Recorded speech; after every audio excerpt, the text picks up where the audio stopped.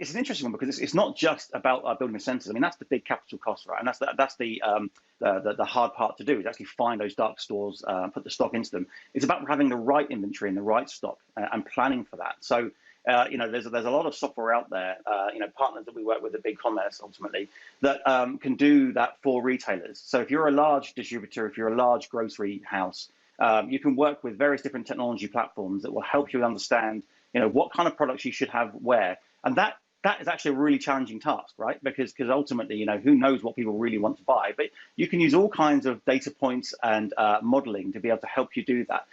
Then, of course, it does come down to the drivers and making sure that you can get stock to store and stock between your different logistic hubs.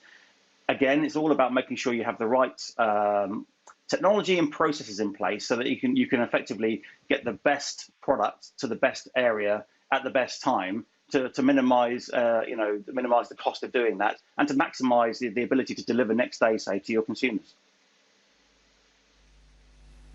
Jim, I'm fascinating hearing what you're saying, and I love what's happening with small and medium-sized companies who are using, whether it's be open source, SaaS, or whatever it is, to get their product to market. I think it's been a stunning success in what's been a horrendous pandemic as well. But there's a myth out there that the big players such as Amazon will be taking all the profit from these SMEs as well. A lot of SMEs I know, and one company that dealt with one of the biggest, most she stores in the country here, didn't want to deal with them anymore and took their business on Amazon and actually were cleaning up doing that as well. And it's a friend of mine, and he's having fantastic sales growth as well.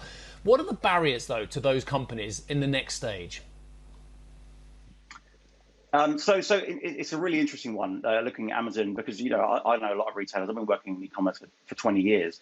And when Amazon really started coming in and offering marketplaces, there was exactly that fear that, effectively Amazon will know exactly what you're selling and then maybe encroach on that. But Amazon is a marketplace now. If you look at the percentage of business they get from their own products or just supplying product via a supplier versus from SMEs coming via a marketplace, a very large percentage comes from that kind of marketplace approach. And they're not the only marketplace, okay? So in terms of barriers for small businesses, quite often it is the technology. They'll find themselves needing more agile technology. As you talked about, the open SaaS approach where, software as a service, a company like BigCommerce, we take on the difficulty of hosting the software, making sure it's secure and all that kind of stuff.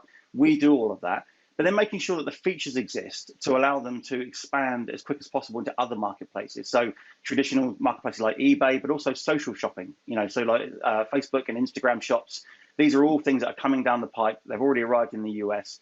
And by making sure that you've got a piece of software and the kind of digital infrastructure that allows you to pick on those marketplaces as they get announced and launched and work with them as quick as possible, that's a really good way of making sure that you avoid those barriers.